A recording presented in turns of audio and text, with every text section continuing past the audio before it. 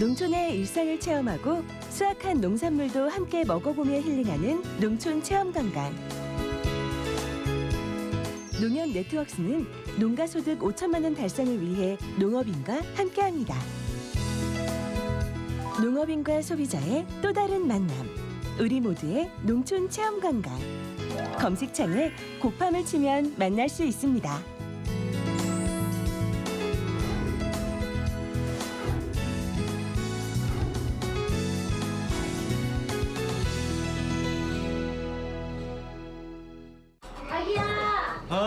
우리 이유식 재료 사야 된다. 알았어. 어디가? 슈퍼. 거길 왜 가? 진이야. 네. 롯데 쇼퍼에서 소고기 담아줘. 구매력이 있는 유기농 소고기를 담았습니다. 이게 이런 것도 돼? 아보카도랑 당근도. 내가 담아놨지. 진이야, 주문해줘. 말로 주문하고 눈으로 확인하는 기가진이. 육아로 바쁜 부부에게 오늘의 기술 KT. 롯데슈퍼 당일 배송입니다. 여러분 안녕하십니까? NBS 뉴스 24입니다. 어린이날이 코앞에 다가왔습니다만 농촌에선 이날을 즐길 어린이가 부족해서 걱정입니다. 농촌 인구 감소 여파로 어린이가 줄면서 신입생 없는 농촌 초등학교가 늘고 있습니다. 네, 이대로라면 학교 통폐합이 가속화되며 폐교하는 농촌학교가 증가할 수밖에 없는데요.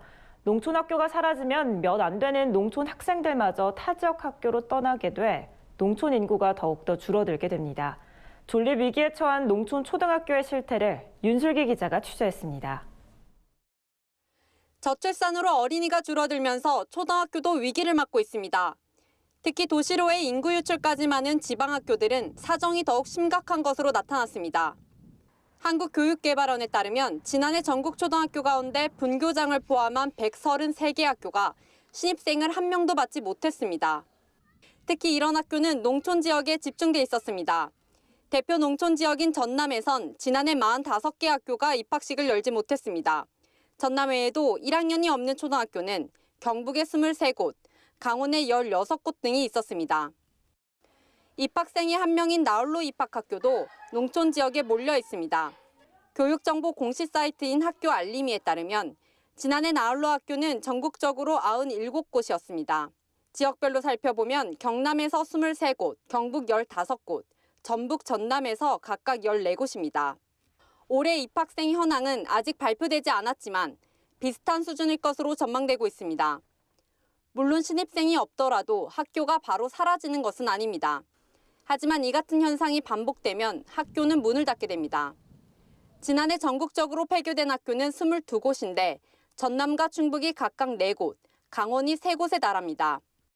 이처럼 어린이가 부족해 학교가 사라지면 다시 학교가 없어 어린이가 그 지역을 떠나게 되는 악순환이 벌어집니다. 경북 도내는 최근 10년간 학생 수가 한 9만 4천여 명이 감소를 했고 학교도 77개 정도가 감소를 했습니다. 농촌이 공동화가 이루어지고 학령 아동이 계속 유출되다 보니까 교육 환경이나 교육 여건이 더 열악해지고 학교가 계속 감소를 하다 보니까 농촌이 황폐화되는 부분이 있고 거기에 따라서 지역사회가 소멸 우려가 있기 때문에 이 때문에 전문가들은 시골 학교 통폐합에 앞서 농촌 학교를 살릴 대책 마련과 범정부 차원의 제도적 지원이 우선돼야 한다고 지적합니다.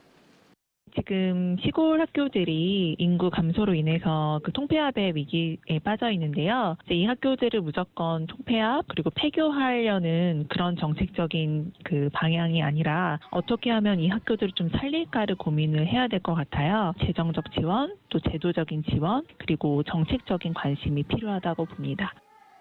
도교육청별로 소규모 학교에 특색 있는 교육과정을 운영하거나 농어촌 교육특구를 조성하는 등 다양한 대책을 내놓고 있지만 아직까진 미흡한 상황입니다. 농촌 지역에서도 어린이날에 어린이들의 웃음소리가 가득할 수 있도록 대책 마련이 시급해 보입니다. MBS 뉴스 윤슬기입니다. 네, 이렇게 농촌 인구 감소가 심화되면서 농촌 지역의 폐교 수순을 밟는 학교가 늘고 있는 실정인데요. 한때 폐교 위기에 몰렸던 한 초등학교가 자녀를 전학시키는 도시민들에게 무료로 주택을 제공하는 파격적인 조건을 내세우며 폐교 위기를 넘겼다고 합니다. 충북 괴산의 백봉초등학교를 최다혜 기자가 직접 다녀왔습니다. 76년의 전통을 자랑하는 충북 괴산군 청안면에 위치한 백봉초등학교. 5학년 학생들이 교실에서 옹기종기 모여 앉아 수업을 받고 있습니다. 폐교 위기에 몰렸던 백봉초등학교는 올해 신입생이 늘어나 다시 활기를 되찾았습니다. 현재 백봉초의 전교생은 37명으로 상당수가 이 지역 출신 학생들이 아닌 도시에서 전학을 온 학생들입니다. 도시 학교는 물론 어느 유명 학원보다 질 좋은 수업이 가능한 것은 교사 1명당 학생 4명이라는 황금 비율 때문. 3월 14일 날 전학 왔습니다. 미세먼지 이런 것도 많았고요. 근데 여기로 내려오니까 바로 학교 끝나면 여기가 숲속이잖아요. 더 자연도 느낄 수 있으면서 노는 게 제일 좋아요. 1970년대만 하더라도 전교생이 1,200명이 넘었을 정도로 큰 규모의 학교였지만 점점 사람들이 도시로 떠나면서 학생 수가 급격히 감소했습니다. 작년 입학생은 단 1명. 그마저도 1학기를 마치고 전학을 가는 바람에 지난해 1학년 학급은 소멸했습니다. 시골에 입학생이 점점 줄고 있어서 어느 해에는 입학이 1명, 작년에는 입학생이 1명이 이렇게 될 정도로 굉장히 심각한 그런 상황에 면하기도 했습니다. 그런데 올해부터는 학생들이 축구팀을 꾸릴 수 있게 됐습니다. 새 친구들이 전학을 오면서 11명이 모였기 때문인데요. 대체 전학생들이 갑자기 늘어난 이유는 무엇일까요? 갈수록 인구가 줄어서 우리 백봉초등학교가 통폐합 위기에 처해 있었어요. 그래서 학교를 살려야 되기 때문에 이런 제비둥지라는 그런 아이디어를 내서 타 시군에 있는 그런 학부모 가정을 유치하려고 이렇게 사업을 시작한 겁니다. 매달 관리비 5만 원만 내면 자녀가 초등학교 6학년이 될 때까지 계속 거주할 수 있는 행복나눔 제비둥지 마을 사업. 매년 학생 수는 감소하고 입학은 늘지 않는 상황을 두고 볼 수 없었던 마을 주민들의 작은 아이디어로 시작됐습니다. 마을 주민들은 직접 괴산군에 요청해 8억 2천만 원의 예산을 지원받아 전 입학시키는 가정이 머물 수 있는 연립주택을 만들었습니다. 일본에서 이제 생활하기 때문에 와서 이제 거처할 곳이 잘 없어서 그래서 찾는 중에 이 제비둥지 마을 이런 권역 사업이라 할까? 이쪽에서 이런 집이 제공된다고 그래서 이곳에 가서 좀 정착을 했으면 초기 비용도 덜 들고. 주민들의 기발한 상상력이 폐교 위기에 놓인 농촌학교를 살리고 침체돼 있던 농촌 마을에 활력을 불어넣고 있습니다. MBS 뉴스 최다희입니다. 정부는 불법 축산물 반입 시 부과되는 과태료를 지금보다 10배 인상하기로 했습니다. 한국사료협회도 ASF 국내 유입 차단을 위해 ASF 발생국으로부터 혈액 가공 사료 원료를 수입하지 않기로 결의했습니다. 아프리카 돼지열병이 우리나라 주변국에서 빠르게 확산되자 ASF 바이러스의 국내 유입을 차단하기 위해 민관이 노력을 기울이고 있는 겁니다. 강창호 기자가 보도합니다. 아프리카 돼지열병, 즉 ASF의 국내 유입 차단을 위해 민관이 총력 대응에 나섰습니다. 정부는 햄, 소시지, 육포 같은 휴대 축산물의 불법 국내 반입 과태료를 최대 1,000만 원으로 올리는 방안을 추진합니다. 농림축산식품부는 이런 내용이 포함된 가축 전염병 예방법 시행령 개정안을 2일 입법 예고했습니다. 현행 과태료는 1회 적발 시 10만 원에 불과하고 최대 100만 원에 그쳐 솜방망이 처벌이라는 비판이 이어졌습니다. 이에 농식품부는 과태료를 최대 500만 원으로 올리는 가축 전염병 예방법 시행령 개정안을 3월 22일부터 5월 1일까지 입법 예고한 바 있습니다. 하지만 ASF 유입 차단을 위해선 과태료 수준을 더 올려야 한다는 축산단체들의 주장이 이어졌습니다. 농식품부가 축산단체들의 주장을 반영해 이례적으로 재입법 예고에 들어간 겁니다. 이번 개정안은 ASF 발생 국가와 발생하지 않은 국가의 과태료 수준을 달리했습니다. ASF 발생 국가에서 불법 휴대 축산물을 반입할 경우 1회 적발 시 500만 원, 2회 시 750만 원, 3회 이상일 경우 1,000만 원이 부과됩니다. 현행 과태료보다 최소 10배 이상 오른 겁니다. 그 외 국가의 경우에는 각각 100만 원, 300만 원, 500만 원의 과태료를 부과할 계획입니다. 새롭게 입법 예고된 개정안은 이르면 6월 초 시행될 예정입니다. 아프리카 돼지열병이 지금 확산되고 있습니다. 그래서 그런 유입 요인을 차단하기 위해서 여행객이 휴대해온 불법 축산물을 신고하지 않을 때는 최대 1,000만 원까지 과태료를 상향 조정하게 되었습니다. 저희들이 최대한도로 국경 검역을 강화할 계획입니다. 민간에서도 ASF 유입 차단을 위한 노력이 이어지고 있습니다. 한국사료협회는 최근 ASF의 국내 유입 방지를 위해 ASF 발병국으로부터 혈액가공 사료 원료를 수입하지 않기로 결의했습니다. 현재 ASF 발병국에서 수입해오는 혈액가공 사료 원료는 연간 5,000톤 규모로 동물 혈액을 건조하여 분쇄한 혈분과 같은 혈액가공 사료 원료에는 ASF 바이러스가 남아있을 가능성이 있습니다. 또 ASF 발병국에 진출한 사료 공장과 국내 사료회사 간의 인적, 물적 교류도 최대한 억제하고 양돈용 사료 제품은 열 처리를 철저히 하겠다는 내용도 결의문에 담았습니다. 정부에서 하는 바이러스 검사에도 적극적으로 협조를 하고요. 선제적으로 저희가 이제 바이러스 검사를 하겠다는 내용 하나 하고 사료 산업이 할 수 있는 최대한의 방역은 노력을 경주할 생각을 갖고 있습니다. ASF로 전 세계 돼지고기 시장이 흔들리는 지금 국내 돼지고기 시장을 지키기 위해서는 ASF 국내 유입 차단을 위한 민관의 그 어떠한 노력도 지나치지 않는 상황입니다. MBS 뉴스 강창호입니다. 국화의 본고장 일본에서 일본인들의 마음을 사로잡은 국산 국화가 있습니다. 바로 우리 국화 품종 백마가 그 주인공인데요. 그동안 백마는 일본 내 인기에도 불구하고 겨울철 생산이 어려워 주로 여름철에만 수출할 수 있었습니다. 이에 농촌진흥청이 중국 하이난에 백마 생산 기지를 만드는 데 성공했습니다. 사계절 내내 일본에 수출이 가능해질 것으로 보입니다. 이연경 기자입니다. 국화 최대 소비 국가인 일본에서 호평을 받고 있는 백마에 일본 수출길이 사계절 내내 열리게 됐습니다. 일본은 연간 20억 송이의 국화를 소비하고 이 중 3억 송이를 수입하는 큰 시장인데요. 일본 소비자들로부터 국산 백마 품종이 다른 품종보다 우수하다고 평가를 받으면서 연중 수출 요청을 받아왔습니다. 그러나 그동안 난방비 부담으로 겨울철 생산이 어려운 백마는 주로 여름철인 8월에서 9월까지만 수출할 수밖에 없었습니다. 이에 농진청이 한 민간업체와 함께 2015년 12월부터 중국 현지에서 백마 시범 재배를 시작했고 3년간의 노력 끝에 최근 백마의 연중 생산 체계 구축에 성공했습니다. 국내 생산이 힘든 10월부터 5월에도 중국에서 백마를 생산할 수 있어 일본에 사계절 공급할 수 있게 된 겁니다. 백마가 일본 시장에서 높은 인기를 가지고 있음에도 한정된 기간에만 수출되기 때문에 혼합꽃으로 이용되고 있었습니다. 연중 공급하게 되면 장내꽃으로 사용할 수 있게 되고 백마의 단가가 높아져서 우리 농민들에게도 도움이 될 것으로 판단됩니다. 주로 장례식장 꽃바구니나 화환 등에 쓰이는 국산 국화 품종인 백마는 2004년 농진청에 의해 개발된 품종으로 꽃잎수가 350장으로 풍성하고 꽃을 꺾은 상태에서도 수명이 한 달 정도로 길어서 일본에서 좋은 평가를 받아왔습니다. 지난 2월 중국 하이난 현지에서 생산한 백마 1만 송이를 수출하는 데 이어 4월까지 모두 총 14만 송이를 일본에 수출하는 데 성공했습니다. 농진청은 이번 연중 생산 체계 구축으로 사계절 내내 일본 시장에서 백마의 경쟁력을 확보할 수 있게 됐다고 밝혔습니다. NBS 뉴스 이연경입니다. 다음은 지역 뉴스입니다. 경남도가 최근 베트남에서 농식품 홍보 판촉전과 수출 상담회를 개최했습니다.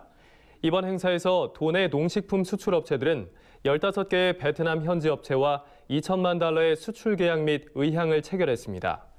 특히 한국 배영농조합법인은 20만 달러의 배 수출 계약을 체결하는 성과를 냈습니다. 이번 행사는 경남 농산물의 베트남 수출을 늘리는 데 크게 기여할 것으로 기대를 모으고 있습니다. 전라남도가 전남형 농어민 공익수당의 정당성을 확보하기 위해 보건복지부의 사회보장제도로 신설 협의를 신청했습니다. 전남형 농어민 공익수당은 지속가능한 농어업을 보장하기 위해 2020년 1월부터 전남 모든 시군의 농어업인에게 일정 금액의 수당을 지급하는 제도입니다. 전남도는 이 전남형 농어민 공익수당을 정식 협의 신청했으며 보건복지부는 특별한 사유가 없는 한 접수된 날로부터 60일 이내에 처리하게 돼 이르면 6월 말에 결론이 날 것으로 보입니다.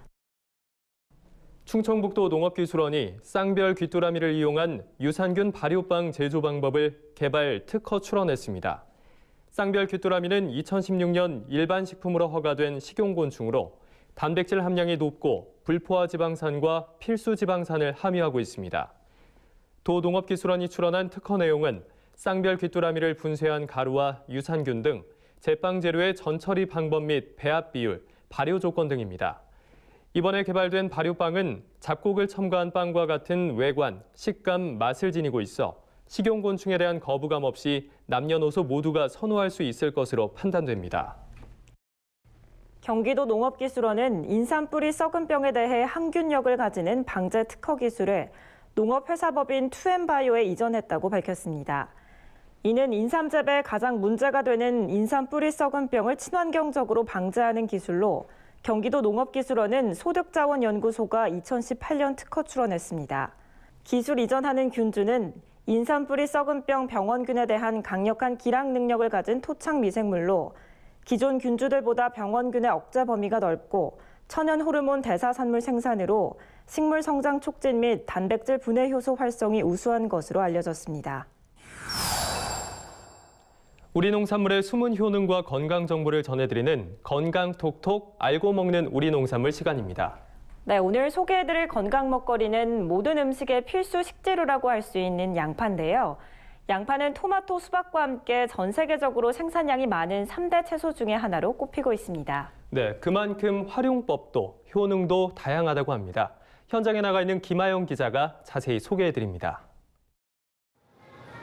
네, 이곳 마트에는 봄철 채소들이 가득합니다. 그중에서도 제가 소개해드릴 건강 먹거리는요. 알싸한 매운맛과 특유의 단맛으로 우리의 필수 식재료로 손꼽히는 이것. 바로 오늘의 주인공, 이 양파입니다.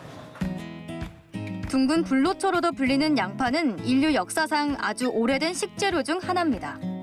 고대 이집트에서는 노동자들의 원기를 북돋아주는 음식으로 여겼던 양파. 껍질 색깔별로 황색 양파와 흰색 양파, 자색 양파로 나뉘기도 하고요. 품종별로는 일반 양파의 6분의 1 크기인 미니 양파, 샬롯, 그리고 초봄 짧은 기간 동안만 출하되는 임양파 등 다양한 종류로 만나볼 수 있습니다. 특히 양파는 까도 끝이 없는 다양한 효능을 가진 건강 채소의 대표 주자인데요. 소비자분들은 이 양파의 효능 어디까지 알고 계실까요? 혈압에 난 좋다고 생각하고 있는데 뭐 당뇨에도 난 좋은 거 알고 그렇게 알고 있어요. 지방 분해가 돼서 다이어트에 좋다고 알고 있어요. 네, 좋아하는 편이에요. 아이들도 좀 잘 먹고. 90%가 수분으로 이뤄진 양파는 탄수화물과 단백질, 비타민C 등 영양소가 고루 들어있어 예로부터 식용뿐만 아니라 약용으로도 사용되어 왔습니다. 특히 혈액 내 나쁜 콜레스테롤을 분해하는 퀘르세틴과 혈소판이 엉기는 것을 막는 알리신 같은 항산화 물질이 풍부해 혈관 청소부라고 불리기도 합니다. 양파의 퀘르세틴을 비롯해서요, 식이섬유, 또 비타민 등의 영양 성분 같은 경우에는요, 알맹이보다 껍질에 훨씬 더 많이 들어 있습니다. 그렇기 때문에 깨끗이 씻은 양파 껍질을 말린 후에 물에 끓여 차게 마시거나 또는 밥을 지을 때 밥물로 사용하시면 좋겠습니다. 껍질채 먹었을 때 더욱 효과적인 양파.